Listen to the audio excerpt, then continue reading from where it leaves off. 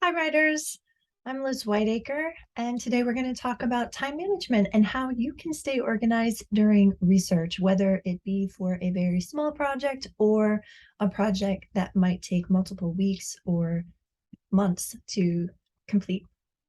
Our objectives today are to consider different research strategies to help us find what we need, figuring out how we can use research questions effectively to identify sources before we go to search for them, using criteria to quickly evaluate those sources so you know whether or not you want to take a deep dive with the source or a quick pass, how to summarize sources to help us capture the information we're learning so that we know if we need to come back to that information later, or we're keeping a record of how all of the little pieces fit together to form the bigger puzzle that we're going to be sharing with our audience.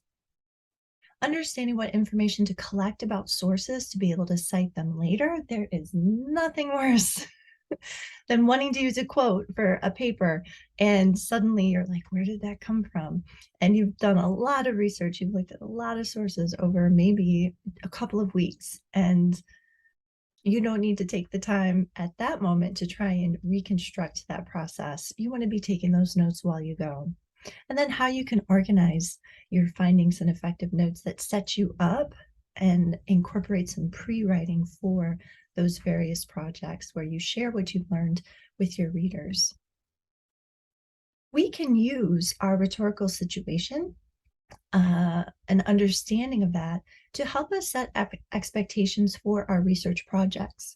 When we think about our audience, right, what message we've been tasked to share with them, and the context of that, it can help us figure out what's most appropriate. So, for example, if you're doing a 600 to 1,000 word blog, the level of research you're doing is going to be different than a 2,000 word or 20-page research project that is going to require much more in-depth. If you're writing for the web, that's going to be different than writing for something that you're going to be printing out on hard paper. Hyperlinks aren't going to work so well when you've got paper that you're giving your audience versus a screen where they can on their device click and follow those links. So thinking about which rhetorical situation is before you get started on your project can help you set expectations for what you need to accomplish. Your communication goal is also important.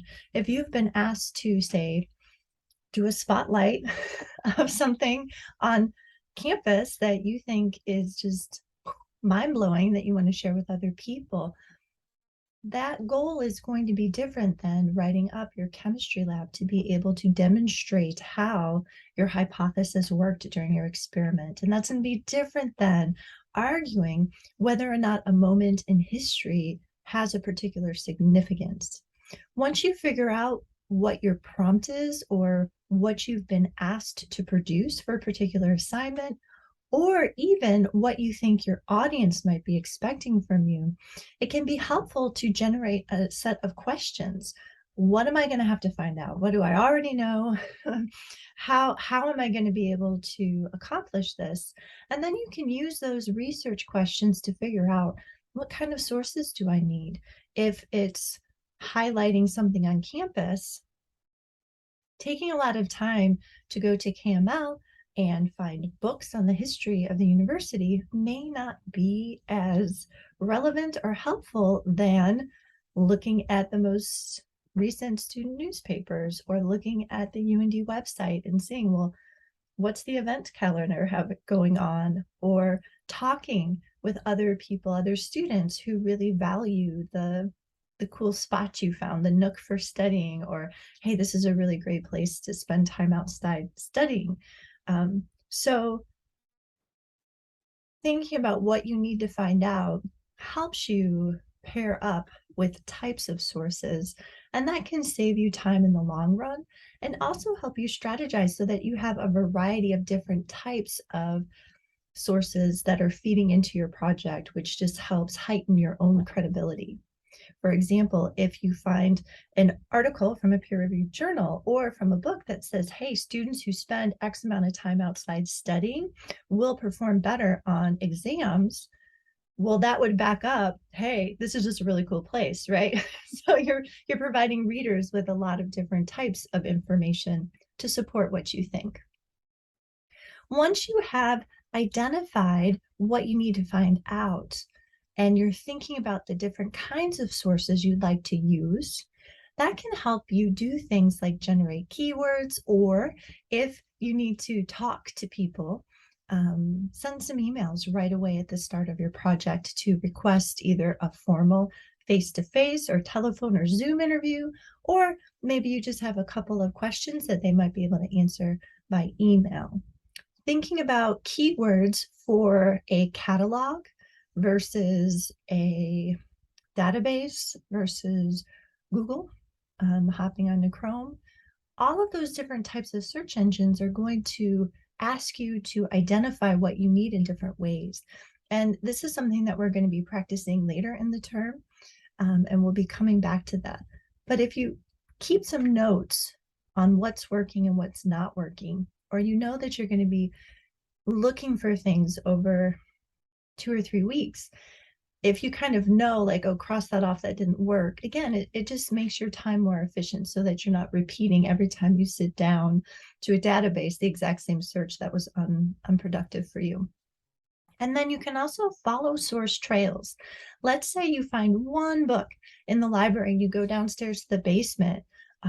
If you look at all of the other books around that one book, they are all the same topic. And so sometimes just finding one book can lead to 5 or 6 books that look really cool. Or you go into a database and you find one article, and we're going to take a look at this later in the video. You might find 5 or 6 different keywords that could lead to other sources. It's kind of like when you go into Amazon and you make a purchase and it says, you may also like these other projects. Looking at the sources, when you go to a website online, you look at somebody else's blog. Well, who are they linking to? If you're reading an article, what is their works cited page? So following those source trails can get you to really meaningful information that's very much on point for your particular topic. Definitely worth the time rather than trying to find all of those things uniquely with a brand new search every single time. We read about the crap test. I said it. But that can be a great way to look at an abstract or a summary, or kind of think about the credentials of a particular source so you know whether or not you want to follow that rabbit hole, right? You can get on one Google search and then lead to another, to another, to another. This happens to us on YouTube or TikTok, where it's like you just start clicking and then you keep going and going and going. And not every single one of the things you look at or you follow has anything to even do with what you're looking for at the beginning of the search when you sat down. So doing a quick assessment before you take the 5, 10, 20 minutes or an hour to sit down and read the whole book, thinking about the currency. Is the time of the information when it was posted helpful to you? If you're looking at data for the efficacy of studying outside, we'll go back to that example. Maybe you're thinking about nature deficit disorder. Well, going back to the 70s, where journalist Richard Loup coined the term, could be helpful to you. But a lot of research has been done since the 70s. You could probably find some research that's been done in the last 5 years that would be more relevant to you talking about students right now, because your cohort, your colleagues would kind of be of that age or of that era where the research is happening. So rather than you comparing you and your friends to students in the 70s, right? You're comparing you and your friends to students from 2018. So thinking about that can be helpful. Does the theory itself, right? Maybe that's timeless. And so having that source from the 70s, that source from 2018, right? All of those different pieces can fit together. But thinking about anything that might not age well. I think that might get stale, that you can't base your decision off of information from history, if it's not serving your understanding of what's going on. And then the relevance, right? How How helpful is this to you? It might have a keyword that you're looking for, but when you take a look at the subtitle or you read the abstract, you're like, oh, this isn't really what I want. Don't take time to read that article, right? And maybe go down a couple articles and you'll find one that's a little bit closer. The authority. How much do you trust the information? If you're looking at a web source, can you see who wrote it? Can you see where it comes from? Or do you have no idea? And so that could be a reason why you might spend time with or not spend time with a particular source. Accuracy, as you start to check it out, does it seem like it's in alignment with other sources? Or maybe you read the article and you're like, whoa, that's really left field.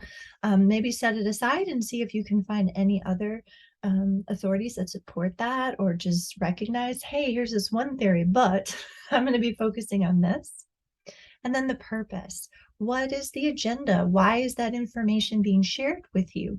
Sometimes we go to sources and the intention of the author or the authority is to argue and persuade you to understand something, versus the purpose is to educate you, just to present some data, or the purpose is to instruct you, right? Here are the steps. So recognizing the rhetorical situation of a source can help you determine how you might want to use it, or how you might be understanding the information as an audience member of it. A skill we're going to be practicing throughout the class is summary. There is a big difference between summary and observation. And because we often come to college having spent a lot of time focusing on how to quote sources effectively in our different courses, which is an excellent skill, and I have no doubt that you do that very well already. Summary is something that maybe we haven't spent as much time on. Maybe you're a whiz, which is awesome. It'll serve you well, and you can get fancy with your mechanics while you do it. But here's what I mean. We have an observation. The authors provide a lot of data in their research study about plagiarism. So an observation is when you look at a source and you essentially say what it is, right? The movie had puppies in it, right? Or the interview with that person went well, or the book presented a lot of data on studying outside. And so those are observations. And observations can be very helpful while you're writing to provide context for the readers about the information you're going to present from your source. A summary is saying what it means in your own words. So here's an example of that from the authors who had a lot of data in their research study. Smith et al., and et al. Is Latin for, and a bunch of other people who wrote it. Smith et al. Demonstrate that students who plagiarize once are more likely to plagiarize a second time. This can lead to a cycle of plagiarism that can have devastating consequences. And notice that I have Smith et al. As the subject of the first sentence to let you know where that information is coming from. That would match up with something on my works cited or my reference or my resource page. And then that second sentence, it was important to me that you know that was Smith and the other writers' conclusion. This can lead to a cycle of plagiarism that can have a devastating consequences. That was not my opinion based on what I read from Smith et al. So at the end of the sentence, I put in a parenthetical citation, Smith et al., to make it clear that that sentence is also coming from the source. And so that's something we want to be really careful with, that when we are summarizing and putting other people's ideas, words, graphics, etc., into our own words, right, it sounds like us. And so it can really fit in easily into all of the ideas we're presenting in our paragraph from our own. So we want to make sure that each sentence has some sort of indicator for our readers so that it's clear to them and we don't unintentionally plagiarize. Another thing that we are going to be practicing this term is thinking about how to collect information so you have everything you need in your notes before you need to write up your blog and integrate it into the discussion, or create your works cited page or an annotated bibliography, etc. What you need to pay attention to is what kind of attribution or citation style are you using for the particular project you're working on. For our blog project, I'm asking you to use a model from blogs that live out there in the wild. And so we're really focusing on in-text attribution and hyperlinking. Um, for our paper at the end of the term, you might choose MLA, which would be the citation and style guide associated with English, or maybe you're a psychology major and you'd like to practice APA. So figuring out what are you using, and then identifying, is there a style guide or a model you can use as an example to follow? So you're looking for a set of instructions for how to do it, and then making sure you're recording in your notes, what do you personally need to be able to find the source again. So if you don't collect everything in that moment, which you certainly can, I'm a big fan of kind of like writing citations as I go so I don't have to go back to things later, you need to be able to find that source again. If you just take a URL up at the top of a page and stick it in a Word document that's not labeled, how are you going to find that again? So you want to have a solid process for yourself. So here's an example of a screenshot of what an article looks like in a database. So I went and found this using Cranert Memorial Library. We will be spending time there later in the term for one of our blog posts. And I just want to point out, if you look at the side of the screen where we have detailed record, HTML full text, PDF full text, cited reference, find similar results, right, on that column, that allows you to be able to click and read this study. So if you are looking at this page and the title sounds kind of good, like, oh, this is coming from 2021, it's really recent, Educational Psychology Review, we have 2 authors, this seems really trustworthy. If you were able to scroll down a little bit, you could see an abstract where you get a short paragraph of what it's about. Well, then I might want to click on that PDF and read it. I can also save it to my desktop, so that way I can have that full article later if I want to come back to it. If I think, okay, I think that's good, but I'm going to find some other stuff. On the other side where it says tools in the column, you can see Google Drive, OneDrive, add to a folder, print, email, save, cite, export, create note, permalink, etc. Those are all tools you can use to record the information about this source that can help you out later. So if you're going to say spend 20 minutes and look for a bunch of sources, and you're doing a brief CREP test and it's passing, right? You can be emailing yourself the things you find as you go. Or you could be saving those PDFs to your Google Drive, or you could be clicking on those PDFs and downloading them. I do want to point out the permalink. Now, if you think, okay, well, I'll just grab the URL for this and be able to come back to it, databases work differently than Google. Also, the same with the library catalog. The URL up at the top of the screen, when you're working with this, those are all search URLs. Those are URLs that are generated one time for the keyword that you put in the moment. So if you highlighted that and come back to it, it would just come back to like the search page or an error page. So if you're wanting to collect hyperlinks, or you want to get hyperlinks that you're putting into your resources, works cited, or reference page, down there at the bottom right, the permalink, that gives you a URL that will always come back to this page that you're looking at. Worth mentioning, there have been tears on research projects in the past where just could not find sources. So word of caution, make sure you're getting a permalink and not links up at the top. When you're thinking about what to take, what are you going to grab so you can use it later, think about your project. So for our blogs, you're definitely going to get permalinks, you're going to get URLs to different websites, you're going to get the names, titles, maybe emails of people you're talking to, those sorts of things you want to record. think about what process you already use to take notes that you think is pretty efficient. Again, you come to this class with a lot of skills, and so we're not throwing all of those out the window. If you have found handwriting notes to be really valuable, well, don't just stop doing handwriting notes, right? Or if you've been doing handwritten notes and they aren't valuable, well, maybe it's time to try a digital approach. So be paying attention to that. A lot of people like to keep stuff in a Word file or a Google Doc file and kind of record things there. Other people like to use their email accounts to store things or Excel spreadsheets. So think about what you're using that's working, and in the next week or two, identify what could be more effective or what isn't working so that we can help strengthen those skills, maybe find some new things to tweak during this term to prepare you for all of the different research and writing you're going to be doing in the next few years.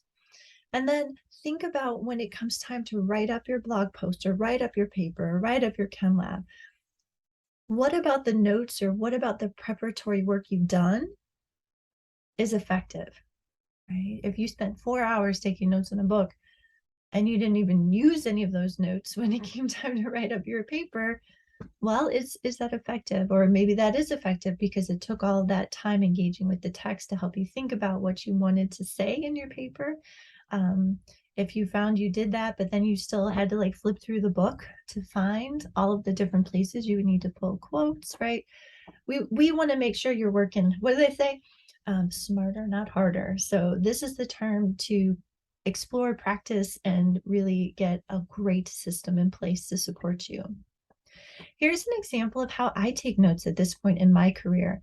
And this is not just, hey, I'm going to show this to English 101. No, this is how I am building notes for the different types of studies I'm working on with other people and how I'm preparing when I'm starting projects that involve research. I always try to snag that snapshot of information. So here, if you notice, I'm working off the a screenshot from the source I found it through KML database. I've got up at the top the title, and then I got the URL, the hyper permalink, so that I could click on that and go straight there. Got my authors, I've got my sources. I'm not sure if I'm going to be using MLA or APA. I work in both of those formats and also sometimes Chicago. So I kind of need all the raw information until I know from the particular publication I'm going to be sending it to which style I need to use. I have the summary, right?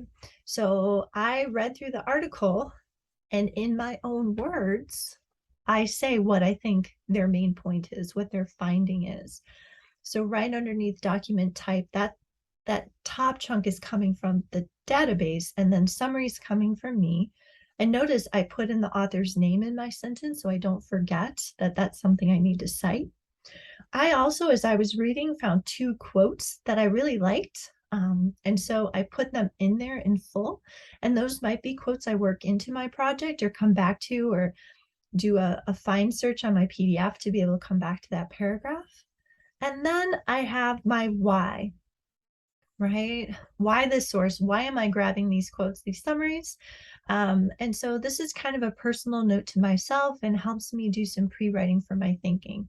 So here's the start of my why down at the bottom. It would be good to show the benefits of students creating a regular schedule for homework rather than just working the deadlines, doing everything last minute. So I'm kind of forming a plan for myself that I can come back through my notes and think about, oh yeah, that was that point. I might put that in this paragraph. Oh, hey, here's a quote that I might want to use, or maybe the summary is more appropriate. And I have all the information that I need to put in my works cited page or my references page. And I found this to be pretty effective for the articles, the research papers I need to do. Yeah, so I don't know. I feel like I learned how to do this maybe in graduate school. I think it's called a quote notes, but I also call it just my research lab files, where I'm just collecting everything that I can, and then I go back and make sense of it. So you need to find your process, and if this looks kind of good to you, you can give it a try. Let me know what you think, and if not, keep searching this term so that you do find the process that works great for you. Looking ahead, We're starting to do blogs weekly for the next few weeks, and so you're going to have the opportunity to go through, all right, here's my rhetorical situation. What do I want to say? Let me find those sources that back up what I want to say, and then write that blog post, get feedback on it, and then post it at the end of the week. And so as you're going through, right, the process over and over much more quickly, see what works, see what could work better. And we're going to really practice those summary quotation skills, citing with blog attribution styles, and get a solid foundation. And again, later in the term, we'll talk about how can we take that foundation and use it to build a bigger research project. I hope that you're having fun exploring all the topics on your blogs, and I can't wait to read your next one.